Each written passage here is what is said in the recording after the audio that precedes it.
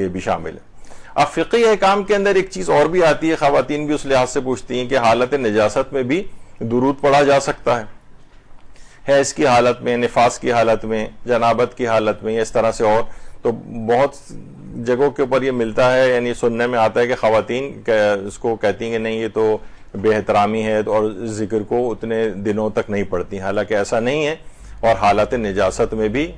محمد و آل محمد پہ درود کے علاوہ بلکہ اس میں تو پروردگار کی حمد بھی کی جا سکتی ہے، تسبیح بھی پڑھی جا سکتی ہے، قرآن بھی پڑھا جا سکتا ہے، اور 7 آیات سے زیادہ کی کراہیت بھی آیت اللہ سیستانی کے نزدیک تو وہ والا مسئلہ بھی نہیں ہے، یعنی 7 آیات سے زیادہ بھی اگر تلاوت قرآن کر رہے ہوں تو جو کراہیت کا ایک مسئلہ درود میں تو وہ خیر وہ کراہیت والا مسئلہ کسی اور مجتہد کے نزدیک بھی نہیں ہے، جو کراہیت کے قائل بھی ہیں 7 سے زیادہ آیات جنابت وغیرہ کی حالت میں پڑھنے کی، اور یہ تو بہرحال چاہے وہ نفاس کی حالت ہو یا دیگر نجس حالتیں ہوں اس کے اندر بھی درود کو پڑھا جا سکتا ہے۔ بلکہ عورت کے لیے تو آپ کے علم میں ہی ہے کہ جو اپنے مخصوص ایام میں وہ اوقات نماز کا جو وقت ہے اس میں مصلی پر آ کر بیٹھ جائے اور